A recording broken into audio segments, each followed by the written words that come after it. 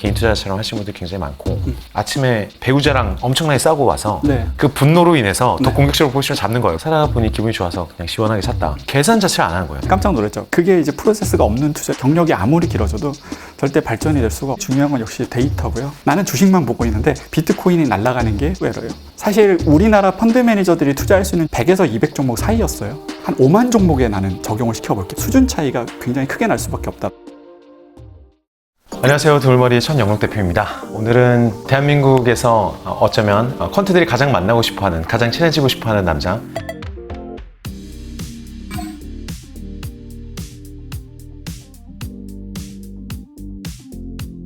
한태경님을 모시게 됐습니다. 본인 소개 한번 부탁드릴게요. 네, 안녕하세요. 한태경입니다. 저는 삼성 자산운용에 12년 근무하고 두물머리에 조인을 했고요. 컴퓨터와 통계를 복수 전공을 한 다음에 금융대학원에 하고 삼성자산운용으로 투자 솔루션으로 입사를 해서 5년 정도는 이제 투자 프로그램 개발을 ETF, 주식, 채권, 마케팅, 투자풀 가리지 않고 했었다가 그 이후로 펀드 매니저로 자산 배분 관련 펀드를 운영을 하고 헤지펀드로 이제 가서 헤지펀드 운용력으로 한 6년 정도 근무를 했었습니다. 다시 삼성자산운용 가서 프로세스 드리븐 인베스트먼트라는 팀에서 팀장 역할을 하고 두물머리로 조인하게 됐습니다. 프로세스 드리븐 인베스트먼트, 한국말로 하면 뭐라고 할 수 있을까요? 절차지향 투자? 이런 느낌이겠죠? 절차에 따른 투자? 그렇죠. 네. 절차를 갖춰야 된다 이런 말씀이셨는데 예전부터 저 이런 대화 나누면서 네. 감명 많이 받았었어요. 네, 네. 왜 프로세스 드리븐 인베스트먼트라는 표현을 사용하셨나요?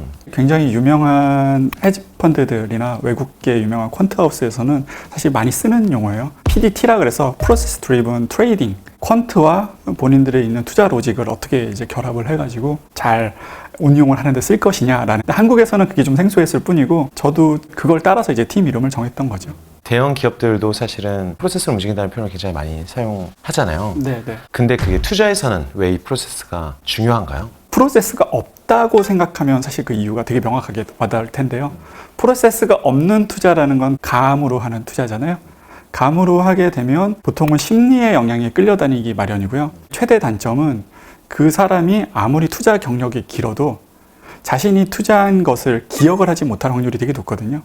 아니면 편향되게 자기가 성공했던 시절에 대한 기억? 복귀가 되지 않으면 사람이 발전을 하지 못하는데 그게 이제 프로세스가 없는 투자의 가장 전형적인 모습인 거죠. 더 심하게 나아가면 자기가 투자 의사결정을 하지 않고 남이 추천해준 형식의, 남이 얘기해준 거를 듣고 따라 사게 되는 경우, 그때가 이제 프로세스가 없다라고 하는데, 그렇게 되면 이제 반복된 얘기지만 경력이 아무리 길어져도 절대 발전이 될 수가 없죠. 그래서 반대로 그렇게 되지 않기 위해서 프로세스가 있어야 된다고 저는 이제 주장했고 그렇게 생각하고 있습니다. 제가 업계에서 봤을 때는 선배님 동료들께는 죄송한 얘기지만 네. 아주 훌륭하신 소수분들 제외하고는 대부분이 이 프로세스가 뭐지 싶을 정도로 모호하신 감과 소문과 스토리와 필에 의존한, 좋게 얘기하면 종합예술이고요. 나쁘게 보면 정말 프로세스 갖추고 하는 데가 거의 없어서 되게 의아했었어요, 초기에는. 네, 네. 근데 또 이제 그 팀 이름이 프로세스 드리븐 인베스트먼트이다 보니까 팀 이름에서부터 되게 아는 사람도 되게 자극을 받았을 것 같고요. 그렇지. 저기는 진짜 프로세스에 있어야 된다는 거를 한탄하고 있는 그 조직이구나 생각했었는데, 어떠세요? 한태경 님도 업계에서 봤을 때는 프로세스가 대체로 있나요?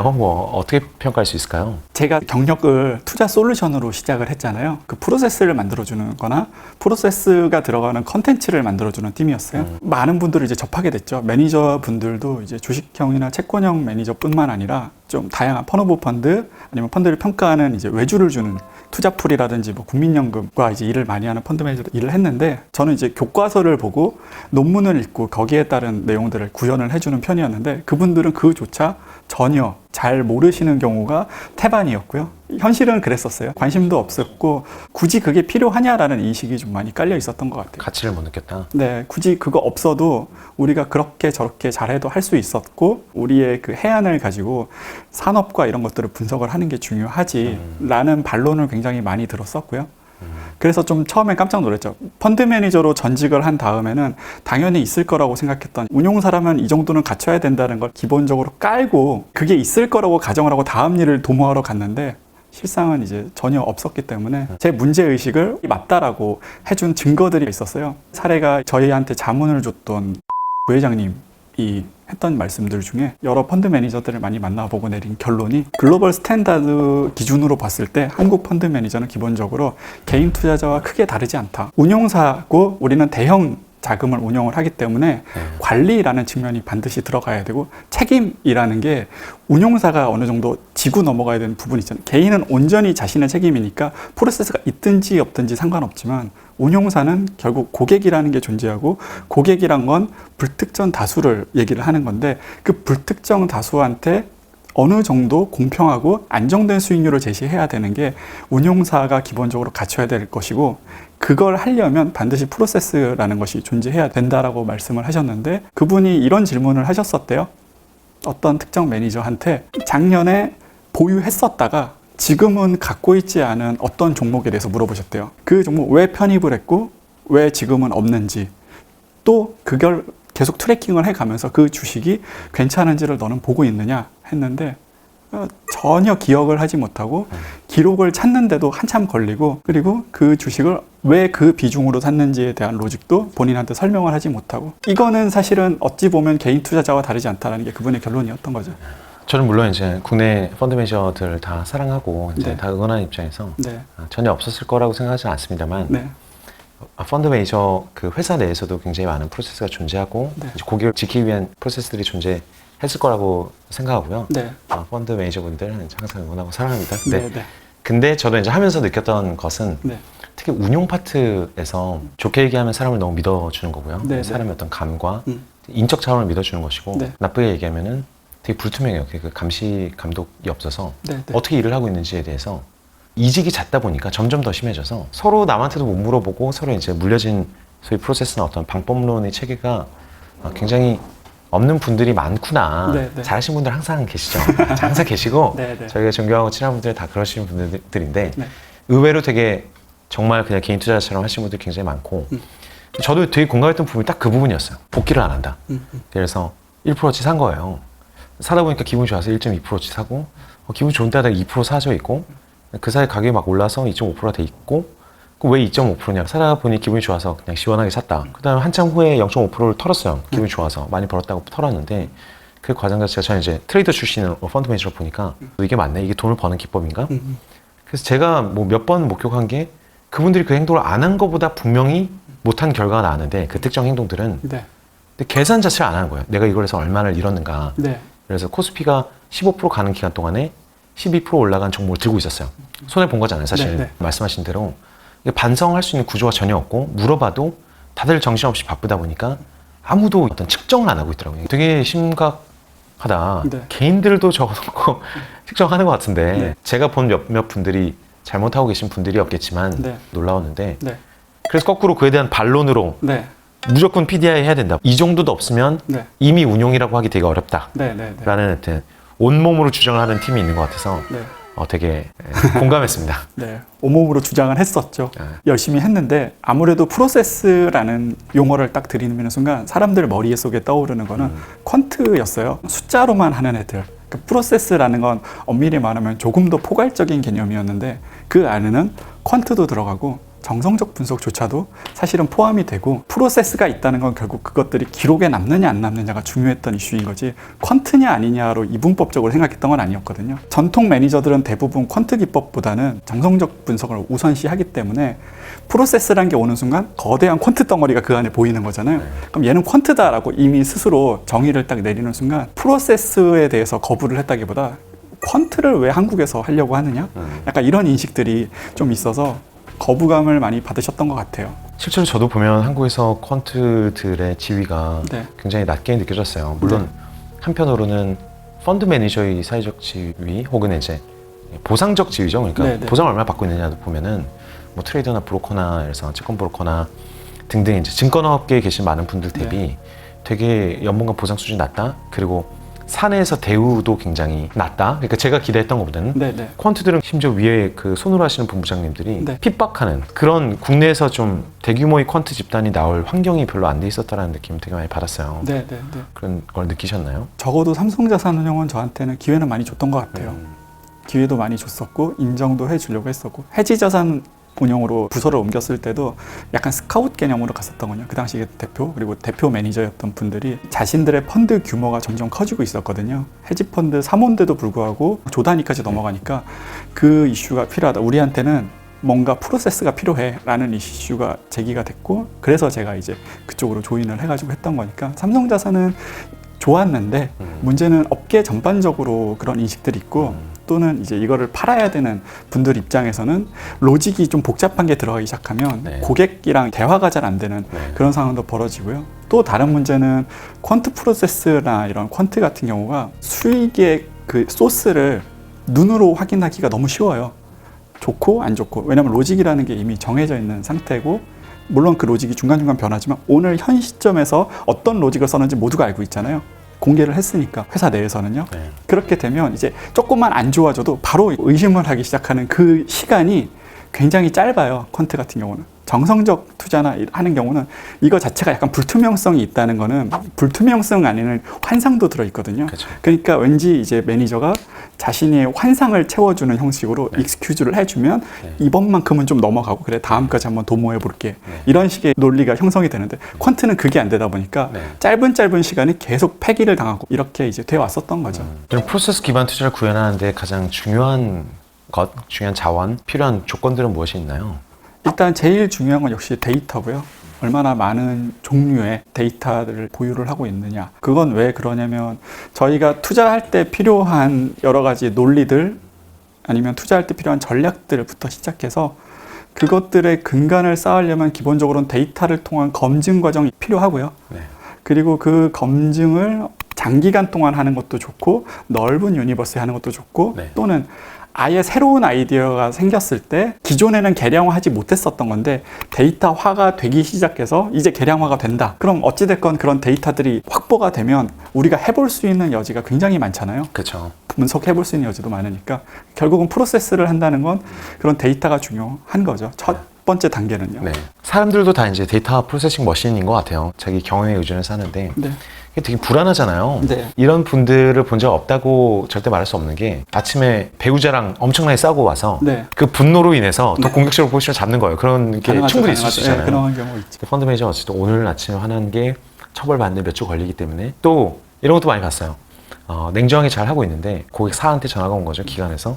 한바탕 욕을 먹고 나서 갑자기 마음이 바뀌어서 그냥 스킴이 완전히 바뀌는 거죠. 네. 그냥 이런 식으로 운영 안 하겠다. 퇴직할 때 퇴직하더라도 3개월 동안 완전 달려야겠다 해서 네. 가장 공격적인 거를 폭주적인 종목들을 막 담고 이런 그 생각의 변화, 모델의 변화가 엄청나게 잦고 또 인간이 볼 수 있는 데이터가 좀 한계가 있으니까요. 네, 네. 하루에 막 한 300종목씩 차트로 다 보고 머릿속에 뭔가 인풋을 시키려고 했는데 네. 그거랑 3만 종씩 보는 거랑 차이가 엄청날 수밖에 있죠, 없으니까요. 있죠. 맞습니다. 프로세스 기반 투자를 가능하게 하는데 데이터가 굉장히 중요하다면 그 데이터 중에는 일반인들이 잘 모르는 혹은 저도 잘 모르는 그런 이제 재미있는 데이터들이 어떤 종류가 있을까요? 예를 들면 뭐 CEO의 성격을 기존에는 당연히 안 될 거라 생각했는데 될 수도 있는 거거든요. 요즘은 또 된다고 주장하는 사람들도 있어요. 실제 있는 기능 중에 하나는 이런 것들이죠. 그 CEO가 과거에 언론에 했던 여러 가지 내용들 그리고 사업 보고서에 나온 CEO의 레터들을 쭉 모아가지고 그거를 자연어 처리 분석 방식을 통해 가지고 팔각형 정도로 만들어서 자신감부터 시작해서 확신도 그리고 이 사람이 이제 소심한지 외향적인지 그 CEO가 소속된 산업군과의 매칭을 시켜가지고 얼마나 핏이 잘 되는 CEO인지 이런 식으로 이제 그걸 숫자화하는 데이터들이 있거든요. 제가 봤을 때 좀 재밌었던 데이터들 같은 경우는 최근에 재밌었던 M&A 관련된 데이터가 있어요. 데이터베이스가 있거든요. 네. 특정 회사가 있는데 우리가 잘 모르는 회사라고 일단 가정을 해보고자 하고요. 비즈니스 디스크립션이 사업 보고서에 보통 있어서 읽고 나면 아 이런 일을 하는구나 라는 걸 알 수 있는데 결국 사람들이 알고 싶은 미래잖아요. 이 회사는 어떤 산업에 좀 더 포커스를 맞추고 있느냐 앞으로는 뭘 할 거냐에 대한 궁금증들이 있을 거잖아요. 이 회사가 투자하고 있는 비상장 회사들에 대한 정보들 만약에 그 투자하고 있는 비상장 회사가 쓰레기 회사거나 인간적인 관계가 있다 하면 사실은 완전히 필요 없는 데이터인데 실제로는 그렇지 않고 상당수 데이터들은 어떤 특정 섹터나 어떤 특정 산업을 하는 회사들을 계속 투자를 하는 경우가 있어요. 바이오 회사가 유전자 가위와 관련된 회사들만 골라서 계속 딜을 하고 있다. 그리고 심지어 애퀴지션을 했다. 이런 식으로 나오면 이 회사가 종합 제약 회사인데 뭐에 포커스를 맞추고 있는지를 좀 알 수가 있는 거죠. 그럼 우리는 그걸 보고 아 저 유전자 가위 산업이 내가 만약에 좋아진다고 생각하면 투자할 수 있는 거죠. 그런 회사에. 그렇죠. 또 다른 데이터는 서플라이 체인 데이터라 그래가지고 네. 회사가 있고 이 회사에 고객들이 있어요. 네. 시차를 가지고 고객들의 매출액이 굉장히 올라가거나 고객들의 이익이 굉장히 좋아지면 얘한테 발주를 할 확률이 되게 높다는 가설을 세우는 거죠. 네. 그러면 그걸 서플라이 체인 모멘텀이라는 걸로 하나를 바꿔가지고 네. 고객사가 되게 잘 되는 케이스를 보는 거죠. 미리. 그러면 시차를 가지고 얘를 투자를 한다든지 하는 거죠. 그런 것들이 일종의 네트워크 형태로 돼 있으면 그 데이터 자체도 꽤 의미가 있는 거고요. 유명하지만 사실은 되게 뭐 유니콘처럼 본 적은 없는 데이터들이 인공위성 가지고 활성도 계산하는 거. 그리고 사실 실제로는 데이터가 존재하지만 법률적인 이유로 사실 사용하기 힘들었던 게 경기와 관련된 데이터 중에는 이제 카드 사용 내역 같은 경우는 실제 경제 지표에서 사람들 소비라는 데이터가 발표되기 전에 이미 카드 사용 내역을 가지고도 정말 많은 걸 알 수 있잖아요. 단적인 예로 그냥 카드 사용력이 많이 늘었다. 네. 경기가 좋아졌구나라고 판단할 수 있는 거고 특정 물품에 대한 사용액이 되게 늘었다. 그렇죠. 그러면 이유가 있을 거잖아요. 그 이유를 찾아서 거기에 대한 수혜가 될 만한 회사들을 찾는 것도 데이터를 가지고 얼마든지 볼 수가 있는 거죠. 이렇게 예전을 치면 필립 피셔 때는 다 발품 팔아가지고 네, 네. 서플라이 체인을 가서 네. 저 회사 어떠냐, 일 잘 하더냐, 네. 발주 더 줄 거냐 네. 하나하나 다 물어보고 그 당시에는 그 데이터 하나가 일주일 전에 약속 잡아서 일주일간 리서치한 데이터가 엄청난 엣지가 있는 데이터였었는데 네, 네. 지금도 사람들이 많이 안 쳐다보니까 네, 네. 그런 걸 몇천 개를 동시에 혹은 몇만 개를 동시에 필터링을 하면서 네, 네. 계속 모니터링을 할 수 있다는 것은 똑같이 정성적 분석을 하더라도 월등한 우위를 줄 수 있겠네요. 그렇죠. 데이터를 보는 퀀트와 정성적이랑 투자는 대척점은 절대 아니거든요. 그렇죠. 둘은 굉장히 상호 보완적이에요. 어떤 책은 퀀트로 했으면 끝까지 퀀트로 밀고 붙여야 된다는 주장하는 책들도 있는데요. 저는 그 책들이 좀 옳지 않다라고 생각하고 있어요. 실제 투자해본 경험도 있고. 왜냐하면 세상 모든 일이 다 데이터로만 구성되어 있는 건 아니거든요. 이런 것들은 데이터로 모르잖아요. 회사를 갔는데 회사 분위기가 너무 안 좋아요. 직원들이 막 퇴사할 것 같고 이직률이 막 엄청 높은데 데이터베이스화가 되지 않아가지고 핵심 인재가 이탈했다더라. 뭐 이런 식의 정보들 같은 게 되게 크리티컬한 정보들일 수 있잖아요. 네. 모든 걸 다 숫자화할 수는 없기 때문에 데이터로 분석을 하되 맨 마지막 파이널 콜도 같이 섞어서 해야 되는데요. 두 개를 섞을 때 저는 어떤 큰 장점이 있냐고 봤을 때는 이 둘은 서로 다른 영역을 쳐다보고 있어요. 무슨 뜻이냐면 데이터를 사용한 퀀트 투자는 타입 2 에러를 제거하는 데 특화가 돼 있고요. 네. 타입 2 에러가 뭔지 설명드릴게요. 되게 쉬워요. 네. 우리가 하는 정성적 투자는 타입 1 에러를 제거하는데 특화돼 있어요. 타입 1 에러는 우리가 모두 아는 그거예요. 내가 주식을 샀는데 떨어진 거죠. 난 오를 거라 생각했는데 틀린 거잖아요. 에러가 난 거죠.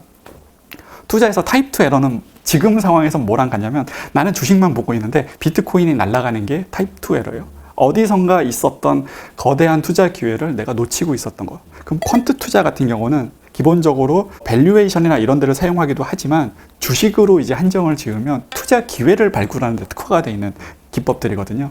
전 세계 6만 종목을 싹 훑으면 어디선가 나타나는 기회가 있을 건데 우리는 그걸 모르기 때문에 매일매일 한 땀 한 땀 이게 주식을 하게 되면 저쪽 기회가 날아가는 걸 전혀 인지를 못하고 있는 상황이 되는 거잖아요. 이제 그런 걸 피하는 게 이제 타입 2 에러를 제거하는 퀀트 투자가 되는 거고 그렇게 해서 골라낸 걸 가지고 내가 한 번 더 타입 1 에러를 제거하기 위해 좀 더 심도 있는 분석을 한다. 둘은 그러면 사실 상호 보완적인 그렇죠. 것들이 텐데 그래서 이제 둘 다 사실은 필요하다라고 저는 늘 주장을 했던 거죠. 좋은 설명, 너무 좋은 설명이네요. 저는 뭐 이런 식으로 설명을 했었거든요. 네. 인테리어를 하는데 어떻게 막 자만 가지고 인테리어를 다 할 수 있겠어요. 네. 예술적 감각이 필요한데 네, 네. 자가 없이 이거 인테리어 하면은 갖다 넣어 보니까 책상에 안 맞고 들어가지도 않고 감만으로는 인테리어를 다 할 수 있지가 않잖아요. 툴이 필요한 거잖아요. 네, 네. 다 그런 필요한 계량적 것들을 완료했을 때 그게 훨씬 더 높은 수준의 요리라거나 예술을 펼칠 수 있게 되는데 네. 업계의 초창기 시기에는 그런 게 있죠. 서로 되게 경계하는 시기가 있죠. 네, 네. 그래서 룬시학 같은 데 보면 이런 얘기가 나오잖아요. 20세기 초기에 이렇게 기마 부대가 군부대의 주축일 때 네, 네. 과학자들이 이런 기술을 가지고 가보니까 너무 자존심이 상한 거예요. 네. 군대의 핵심은 과학이 아니라 기마 부대의 용맹이다. 네. 그리고 장군들의 용맹과 순간적인 판단력이지 우린 기술로 싸우는 게 아니다.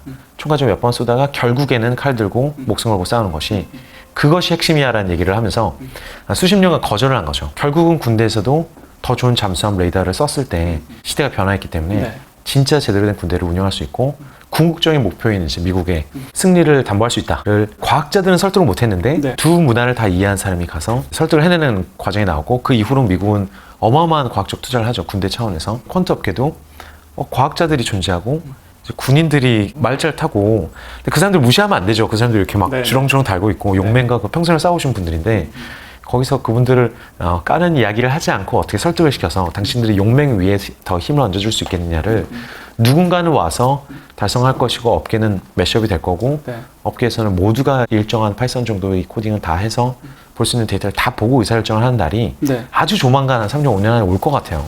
사실 제가 이제 하고 싶었던 일도 그쪽으로 사람들을 유도시키는 거. 사실은 퀀트의 한계는 분명히 존재했어요. 한국에서는요. 네. 왜 그러냐면 결국은 퀀트라는 게 제가 방금 말씀드린 게 기회의 발굴이라는 측면이 있었는데 기회를 한국 주식만 한정해서 그 모델을 돌리는 게 첫 네. 번째로 사실 한계였던 거죠. 네. 결국 통계적인 접근이잖아요. 퀀트 모델이라는 거는 프로세스와 퀀트는 조금 다른 얘기인데 퀀트만 이제 한정지어서 제가 설명을 좀 하자면 대수의 법칙을 따라야 되는 게 기본적으로 확률이잖아요. 네. 그러면 이제 동전 던지기만 해도 원래는 확률이 반반이지만 10번을 던지면 당연히 9번은 앞이 나오거나 10번 다 앞이 나올 수 있죠. 그럴 확률은 항상 있잖아요. 네.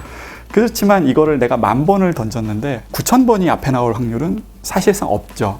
그럴 리가 사실 없잖아요. 이게 이제 횟수를 많이 하면 대수의 법칙이 되는 건데 투자에 있어서 대수의 법칙을 따른다는 건 무슨 뜻이냐면 모든 전략은 완벽할 수가 없잖아요. 한 60% 정도는 이 전략은 되게 괜찮아. 내가 이렇게 검증을 해봤더니 괜찮아 할 때도 앞으로 이걸 가지고 투자를 시작을 할 때 사실 우리나라 펀드 매니저들이 투자할 수 있는 종목이라는 거는 아주 소형주는 당연히 투자를 못하고요. 100에서 200 종목 사이였어요. 모델링을 해서 적용을 할 수 있는 종목이 펀드 사이즈라는 게 또 존재하기 때문에 그리고 리스크 매니지 쪽에서도 이슈를 제기하지 않는 그런 종목들 그럼 100에서 200 사이의 종목에다가 그 전략을 적용을 하면 표본 숫자가 일단 너무 작잖아요.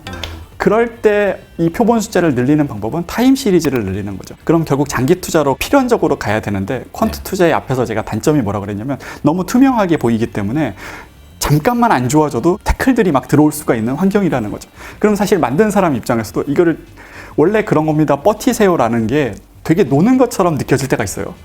원래 그런 거예요 라고 할 수 있는데 어떡하지? 좀 바꿔볼까? 이런 식으로 하다 자충수를 두게 되는 경우도 되게 많았죠. 그런 한계가 있어서 장기 투자를 못 하다 보니까 한국은 이렇게 됐는데 자 그러면 이 약점을 극복하는 또 다른 방법은 뭐가 있냐면 타임 시리즈를 덜 가져가도 되려면 크로스 섹션을 주로 이제 종목 숫자를 늘려버리면 되거든요. 그럼 같은 퀀트 모델, 자기가 생각하기에 60% 정도 성공했던 퀀트 모델을 한 5만 종목에 나는 적용을 시켜볼게 하면 얘기가 좀 달라지거든요. 통계적으로 보면 표본 숫자가 확 늘어나 버렸죠. 그럼 내가 생각하는 그 대수의 법칙을 따를 확률이 높고 타임 시리즈를 좀 적게 가져가도 될 수가 있어요. 글로벌리. 그래서 사실 해외 자산 운용사들 같은 경우는 이걸 컨셉으로 잡아서 글로벌 투자를 하고 글로벌 투자를 하니까 퀀트 모델이 당연히 있어야 된다는 게 컨센서스로 형성이 되어 있는 거거든요. 단적인 예로 여러분이 구글에서 탑 20 헤지 펀드 또는 탑 20 펀드를 검색을 해보시면 1등 중에 20등 중에 퀀트 프로세스가 없는 펀드는 전혀 한 개도 당연히 없을 거고요. 몇 개 정도 이제 프로젝트 파이낸싱 같은 이제 그런 개념으로 행동주의 펀드를 제외하면 전혀 없고 그리고 그 중에서도 상당수는 아예 퀀트만 하는 펀드들이에요. 탑 20가 아니고 20년 이상 성공했던 펀드로 또 한정을 지으면 그 확률은 훨씬 더 올라가고요. 그들은 그리고 대부분은 글로벌 투자를 하고 있는 거죠. 한국 시장이 사실은 퀀트가 불필요하다라고 느꼈던 게 저는 어느 정도는 그분들의 생각이 이해가 돼요. 막 틀렸다고 생각하진 않고요. 당연히 이유가 있으니까 그렇게 됐을 거죠. 이게 너무 좋은 거면 당연히 모두가 했을 텐데 그쵸. 안 했던 이유는 그런 것들이었던 것 같아요. 표본 숫자가 너무 작고 공격도 많이 받을 수가 있고 또 본인들도 이걸 익히기 위해서는 새로운 기능을 배워야 되는데 이 기능을 배웠을 때 얻는 효용 가치가 그냥 지금 하던 관성대로 했을 때보다 뭐가 낫지라는 걸 전혀 체감을 못했던 거죠. 그런데 지금은 시대가 변했어요. 지금 저희는 해외 투자를 하게 있잖아요. 미국 주식만 해도 7, 8천 종목 정도가 있는데 결국 그런 표본이 확 늘어난 거고 국내 매니저들은 이제 개인 투자자와 같은 라인에 서버렸어요. 아예 뭔가 프로세스를 가지고 데이터를 기반으로 투자를 했으면 같은 라인이 아닌데 왜 같은 라인이냐면 한국은 제가 기관 투자자니까 기업 탐방을 가기가 굉장히 용이하죠. 내가 모르는 정보가 있는데 그걸 한번 확인하기 위해서 애널리스트한테 부탁을 하든지 내가 그 회사에 직접 IR 담당자한테 해가지고 내부자 정보를 쓰지 않더라도 사실 과거에는 내부자 정보가 훨씬 많았었고요. 지금은 내부자 정보를 쓰지 않더라도 갑갑한 것을 해소할 수 있는 여러 가지 창구들이 있었어요. 단지 숫자로 된 게 아니더라도. 인도네시아에 탐방 바뚜바라 부키다쌈이라는 회사를 찍었어요. 좋대요. 확인하려면 어떻게 돼요? 인도네시아 가야 되죠. 그럴 수는 없잖아요. 결국은 개인 투자도 못 가고 매니저도 못 가요. 이 상황에서는 누가 더 데이터 분석을 잘하고 해결하느냐, 이 싸움이 딱 가버린 게 된 거죠. 해외 자산에 투자한다고 저희가 선언하는 순간 결국은 퀀트 모델의 효용성은 극단적으로 이제 올라가게 된 거고요. 모든 사람들이 다 이거는 깔고 가야지만 타인한테도 이제 설득이 되는 거예요. 이 정도는 내가 체크를 했다. 퀀트 모델을 가지고 이후로 정성적인 분석은 내가 하긴 했다. 근데 이 정도는 했다. 내가 알 수 있는 정보를 가지고. 대신 이게 완벽하게 정확할 거라고는 못하지만 내가 이런 종목들 많이 깔았어. 이 정도면 좋지 않겠니?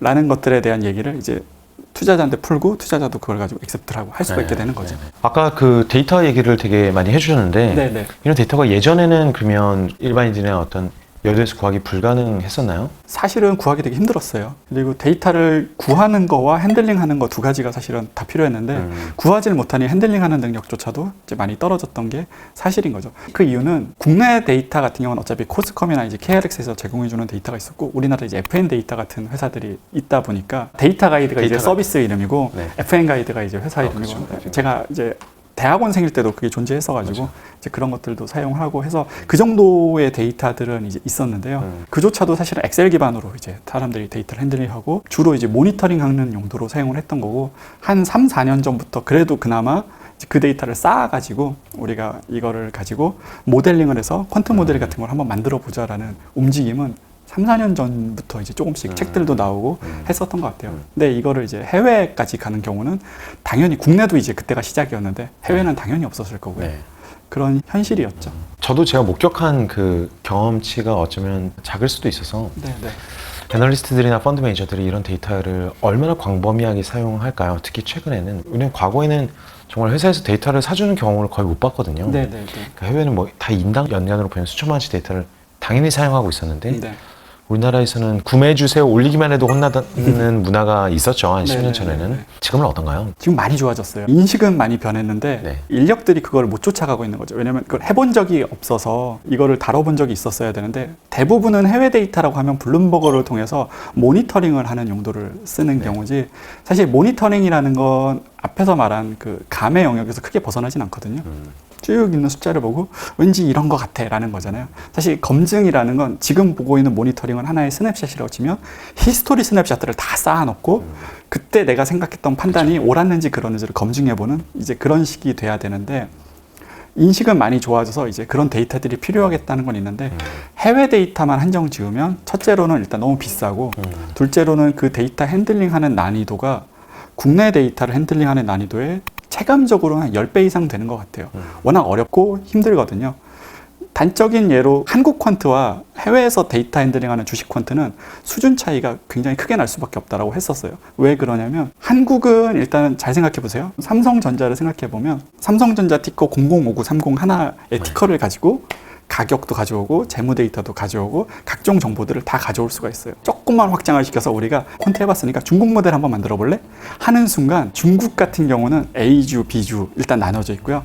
홍콩에 상장된 회사, 중국에 상장된 회사, 양쪽에 다 상장된 회사, 통화가 다르고 재무 데이터는 홍키 달러로 돼 있고 가격은 위안화로 돼 있을 수도 있고요. 여러 가지 요건들이 있고요. 글로벌로 또 확장시켜 보면 HSBC 같은 경우는 8개국 50몇 개 거래소에 상장돼 있거든요. PER은 어떻게 계산할 거예요? PER이라는 걸 계산하기 위해서 어닝은 이제 회사에 대한 정보를 가져와야 되는 거고요. 그리고 가격은 무슨 가격을 가져와야 되지? 그리고 통화가 다 달라요. PER 하나 계산하는 데만도 품이 엄청 많이 들어가고요. 그리고 그런 핸들링을 하려면 엑셀로는 일단 불가능하잖아요. 그러려면 기능을 하나 추가로 배워야 돼요. 데이터 핸들링을 하는. 그러니까 일단 다른 차원으로 넘어가 버린 게 돼버린 거예요. 그러다 보니까 데이터가 첫 번째 제가 비싸다 그랬죠. 비싸서 보지도 못하는 거, 히스토리 데이터는.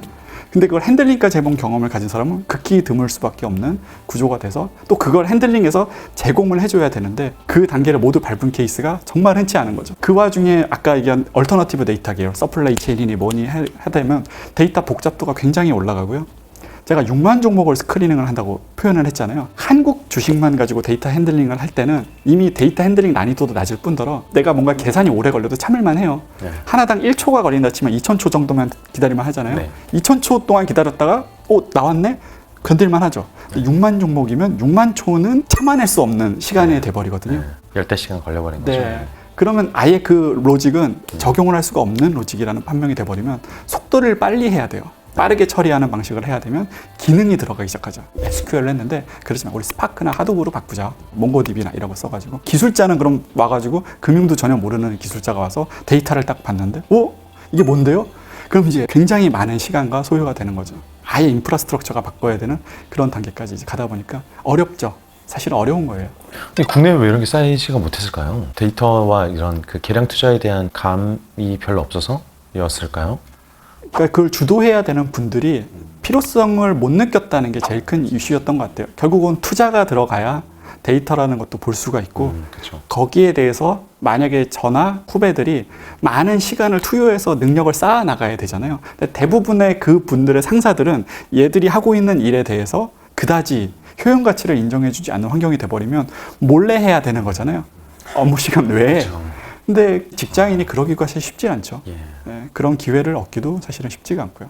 근데 이제 와서 지금은 상황이 많이 변한 게 2019년부터 분위기가 조금씩 바뀌어 나가서 네. 지금은 수요가 굉장히 많은 상태예요. 그런 데이터들에 대한 수요도 많고 누가 좀 이 어려운 데이터를 핸들링을 잘 해줘가지고 나는 좀 한국 주식처럼 편하게 쓸 수 있게 그쵸. 해줬으면 좋겠다. 그쵸. 이런 식의 내용들도 많이 오고 있고요. 한국 사람들이 참 공부를 잘해요. 네, 공부를 되게 좋아하는 민족이에요. 네. 게임도 좋아하고요. 네.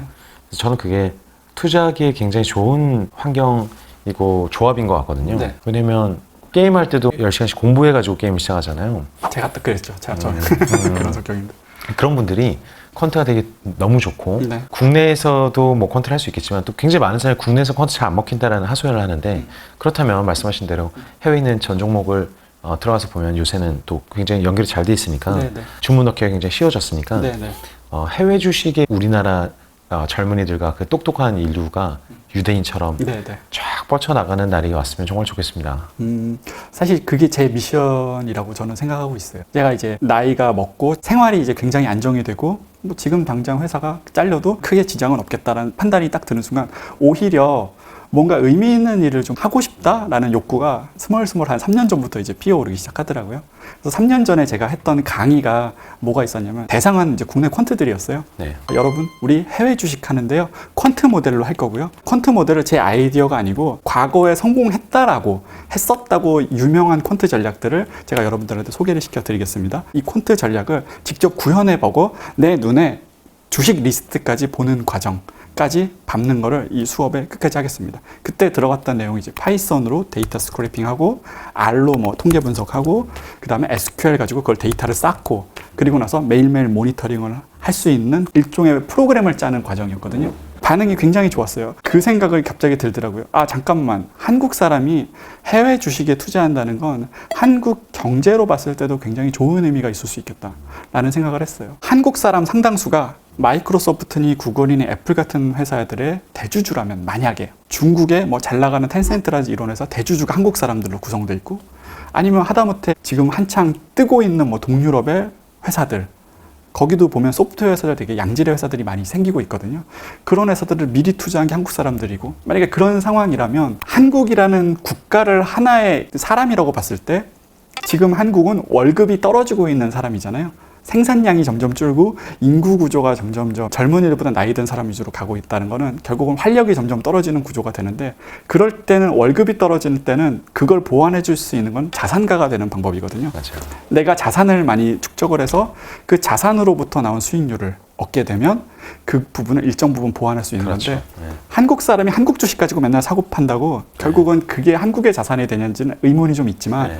우리가 글로벌 유수의 기업들에 대한 투자자가 한국 사람이라면 우리는 가만히 있어도 그 기업들이 벌어들이는 수익의 일부를 가져오고 수익이 났다면 세금도 들어오니까 국가 경제 측면에서도 좋고 다 좋은 거잖아요. 너무 좋죠. 그래서 저는 이제 해외 투자로 사람들을 유도하는 게 제가 이 직업을 만약에 한 90살까지 할 생각이면 그게 미션이 되겠다라는 어차피 제가 몇 년 하고 이걸 은퇴할 생각이 전혀 없거든요. 저는 재산이 1,000억이 되든 2,000억이 되든 이 직업을 계속 할 생각이거든요. 국민연금으로 가시는 거 아니시죠? 네. 아, 국민연금 이제 후배들이 연락이 오긴 왔는데 다물머리가 네. 뭐 네. 네, 굉장히 좋습니다. 알겠습니다. 네. 모델에서 얘가 툭 튀어나오니까 궁금해진 거죠. 라는 게임이 곧 출시됩니다. 티저 영상을 딱 봤는데 와, 이건 꼭 사야 되겠다. 잠깐만, 주식도 사야지. 그게 한 배가 오른 거였어요. 글로벌 해서 한 6만 종목을 돌려봤어요. 여러분들의 기회가 점점 오고 있고요. 데이터를 제공을 해줄 것이고 그 로직을 공개를 해서 그 일을 해나갈 것 같고요.